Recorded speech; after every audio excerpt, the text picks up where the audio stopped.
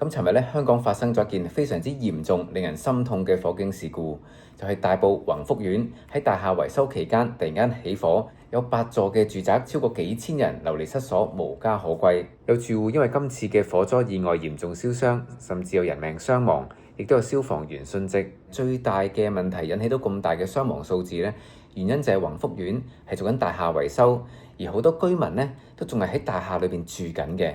咁喺火災現場呢，有消防員呢就見到好多單位都用咗發泡膠去封窗，呢個呢亦都係其中一個令到火勢突然間急速蔓延嘅主要因素之一。同埋竹棚啊、綠網呢，佢嘅物料究竟係咪有阻燃作用、阻燃性呢？點解當時着緊火嘅情況下，火警鐘係冇響到呢？咁今集呢，就邀請咗位專家去同大家分享，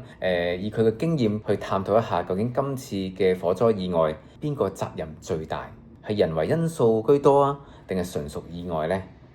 其實咧，屋宇署咧一向都有俾承建商同埋各個專業人士咧，棚咧係有一個指引嘅。我哋講翻最緊啦，就係2023年嘅3月21號咧。咁其實咧，屋宇署咧係出咗份咁嘅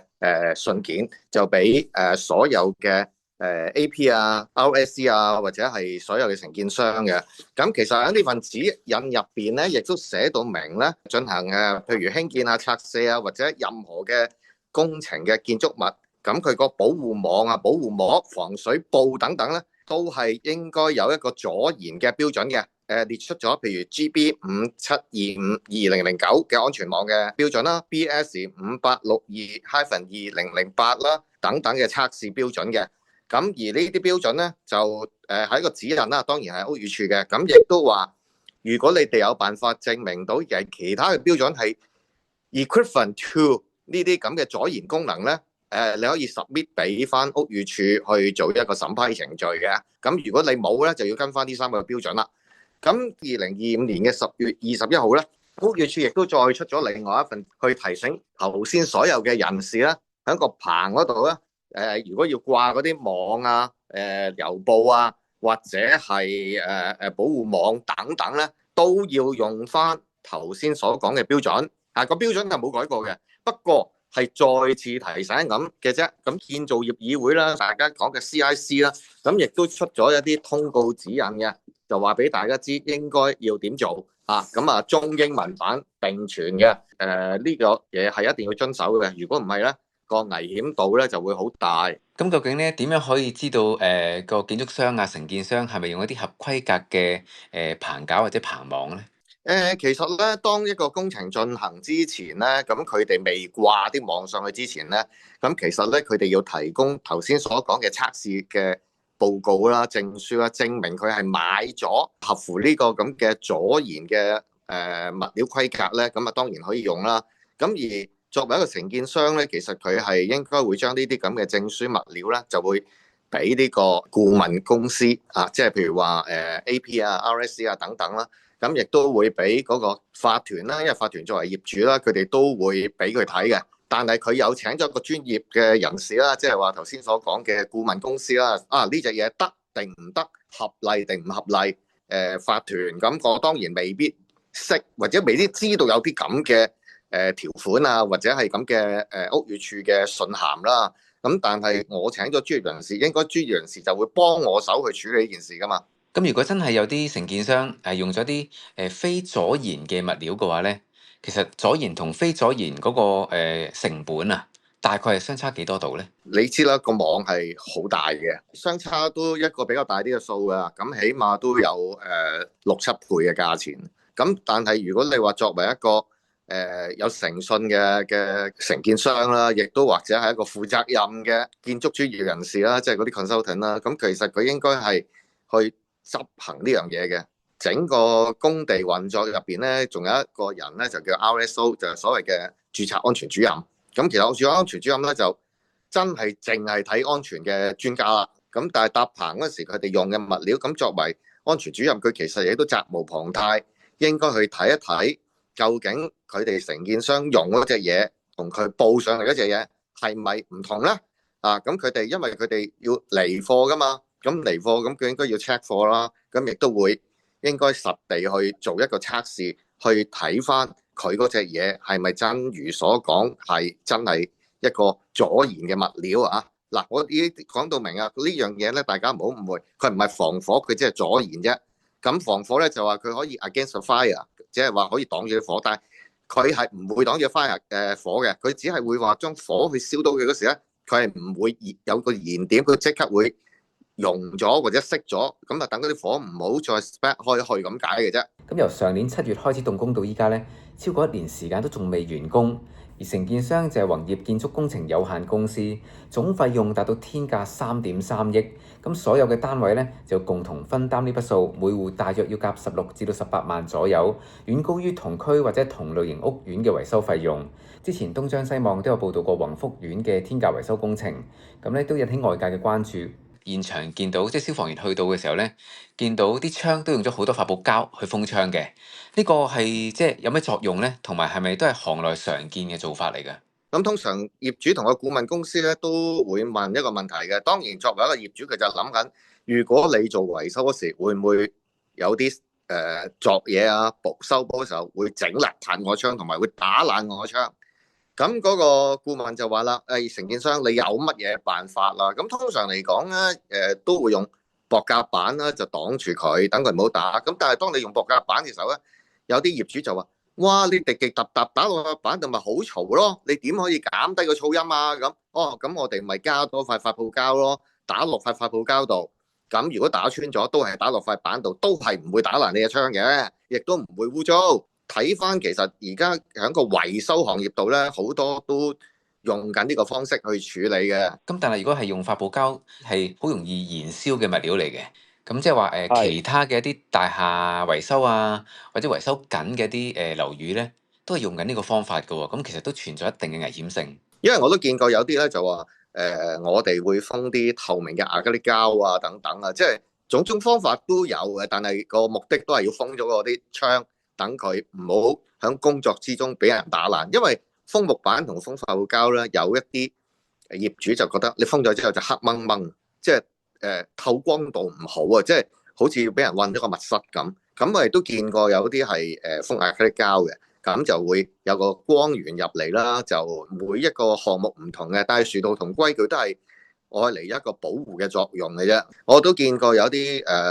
防火嘅風波啦，咁呢隻就比較新啲咯，因為我都唔知個價錢係點嘅。咁但係我見過佢係真係燒唔到嘅。呢個問題就由於衍生咗一個咁大嘅事故啦，所以而家就變咗有好多人都會提出啦，或者由琴晚到今日啦，我諗好多嗰啲大廈嘅法團啊、顧問公司啊、管理公司啊，都不停開會噶啦，咁去討論下，即係話有冇問題啊？究竟你嗰啲網有冇證書㗎？如果我唔用呢個方法，會點啊？會唔會係衍生危險啊？將來其實點樣可以避免呢啲咁嘅悲劇再發生呢？其實而家咧就坊間好多人，大家都覺得咧竹係落後啊，或者係唔好啊咁。但係竹用咗咁多年，當然佢都有利有弊嘅。咁而家好多人就話會用metal 啦，或者用改做鋁啊，或者做鐵啦，或者做通架啊，即係有好多提議。咁其實每一樣嘢都有佢好同唔好嘅。咁原因就係佢譬如話佢用咗呢啲啦，咁佢嗰個會係重啦，metal 着咗之後會係辣手啦，每樣嘢都有佢自己嘅好處嘅，我只能夠講。如果大廈咧其實燒成咁嘅話，對於樓宇嘅結構啊，或者鋼筋嘅結構有冇影響咧？你問一啲工程師，其實佢哋都好清楚噶啦。咁你而家一個鋼筋混凝土嘅結構咧，咁當你燒成咁咧，當佢嗰個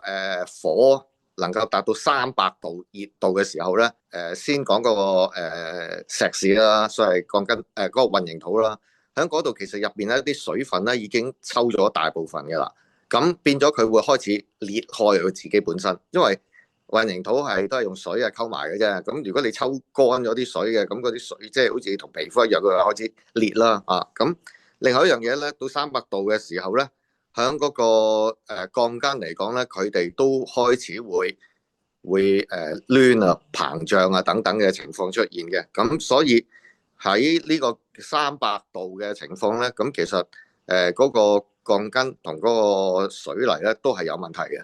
咁去到550度咧，就已經係一個好嚴峻嘅問題啦。因為其實佢嗰個鋼筋都開始有啲軟化嘅情況啦，咁石屎亦都開始會剝落噶啦，即係有部分會開始剝落。咁其實就一定係好危險嘅，因為佢仍然拉得住一啲嘢，佢未必會冧。咁但係如果作為一個消防人員或者拯救人員入去啊，無論佢係一個傷者喺入邊或者拯救嘅人員，其實個火場去到550度咧，其實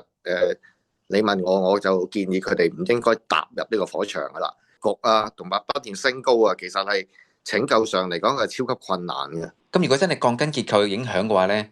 可唔可以做一啲補救嘅措施咧？定係真係要拆卸重建咧？正如頭先所講啦，其實以咁高溫燒連續烤咗24個鐘頭，根本就佢對個成個結構已經相當大嘅傷害㗎啦。咁如果你要救呢座大廈，我諗嗰個費用會比重新起過一個更加貴。咁如果你拆卸咗重建咧，可能嗰個費用仲更加平。咁現場咧一路燒嘅過程裏邊咧，警鐘係完全冇響過嘅。咁警鐘失靈咧，有冇涉及一啲人為因素咧？你覺得？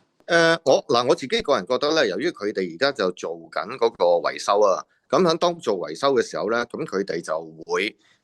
所有行內稱嘅掛牌啦，就係isolate 咗嗰個 system 嘅，咁就所以咧警鐘就唔會有，因為點解要 isolate 佢咧？就純粹係防止佢唔會唔明嘅啫。一見到咁嘅情況咧，其實都可以應該用手動去着翻，或者打電話去翻消防局話俾知呢件事嘅發生嘅。喂，你明知道你有啲 system 已經係因為去做呢個項目嗰時候而去isolate 咗，咁你係咪應該要打電話去報警啊？或者係將嗰個 isolate 嘅掛牌嘅復位啊等等啊，咁能夠提醒啲住客立即疏散啦。我自己覺得有少少嘅人為問題啦嚇，因為好多住戶都唔知道火燭或者個嚴重性都唔知道咁高，係啊但係如果警鐘一響咧，係啊就會有個即刻有個意識要即刻走啦。係啊，如果當嗰個人員可以早啲去打電話，早啲去將一啲alarm 復位，等佢可以着翻咁等等嘅，咁可能會將呢個降低啦，或者唔會蔓延得咁緊要啦。咁但係都幾危險喎，即係話一啲大廈維修緊嘅工程時間裏邊咧，警鐘係完全唔響喎，因為已經係閂咗啊嘛。係啊，因為你如果你整嘅時候咧會唔明啦，咁唔明就會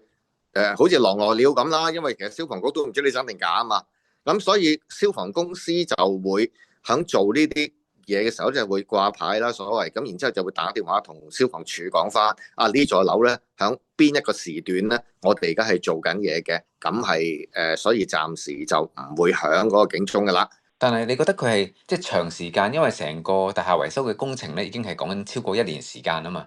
有冇機會係成年都冇開過咧？其實呢個要睇翻佢嗰個幾時，因為你唔係一開波做1年你就一開始就做消防噶嘛。咁你要睇翻個消防嗰個期究竟係幾時到幾時啦？因為喺呢段時間你嗰個實際上嗰個工作時間咧，其實就應該設立翻最整體嘅工期嘅，唔能夠話你開波第一日你就 cut 咗人啲嘢，咁然之後到完啦，譬如300日之後先做復翻，呢個係冇可能嘅事嚟嘅。咁你可能係當中有2個月會係做呢樣嘢，咁所以你就 cut 嗰2個月，而呢2個月就啱啱好係擲住喺呢個咁危險嘅時間咯。咁但係如果佢7咗一齊做嘅，佢冇可能有7組人一齊做啦。咁即係話應該有啲就唔會未做嘅。但係咁啱就真係7座都冇響到。呢個都係一個問題嚟嘅，即係除非佢一次過有7組人做7座樓，咁你先可以串晒7座嘅，否則的話我做2座咁做過去，咁其實話你得2座係唔會有警鐘嘅，咁其實另外嗰啲就一定會有嘅。咁點解唔着咧？咁呢個我自己覺得人為問題啦，好簡單啦，做嗰個就一定係責無旁貸啦，就係嗰個承建商啦。咁另外一樣嘢咧，我自己覺得就係嗰個分判商啦，即係譬如話個搭棚嗰個分判啦。咁另外就係嗰個專業人士啦，所謂個顧問公司啦。其實呢啲人冚唪唥都係唔應該有甩漏嘅，因為你嗰個責任問題咧，你嗰個作為專業人士，你自己都係咪應該都負翻一部分嘅責任呢？咁啊，今次宏福苑咁嚴重嘅火災事故呢，都令到全香港人響起咗個警號，同埋有關政府部門呢，係咪都應該加強巡查、加強執法，去審視下而家已經係做緊大廈維修嘅工程啊，或者啲樓宇呢，承建商所用嘅物料係咪符合到防火嘅安全啦？又或者有冇啲違規嘅情況出現？今次宏福苑發生咁嚴重嘅事故之後啦，有關部門呢就話重新再展開調查，就懷疑呢宏福苑嘅大廈維修呢個工程呢係涉及貪污嘅情況喺裏邊。咁但係之前東張去報導嘅時候呢，其實都有合理懷疑當中係咪涉及貪污啊，或者圍標嘅成分嘅喎。咁有關嘅執法部門呢，係咪都應該着緊啲去調查每一個 case 呢？從而亦都可以保障翻廣大嘅市民，咁起碼唔會再有啲因為貪污嘅出現啦，為咗貪平咧用咗啲唔合乎規格嘅物料，引致到更嚴重嘅意外事故。咁今集嘅內容咧就先講到呢一度先，多謝大家收睇，拜拜。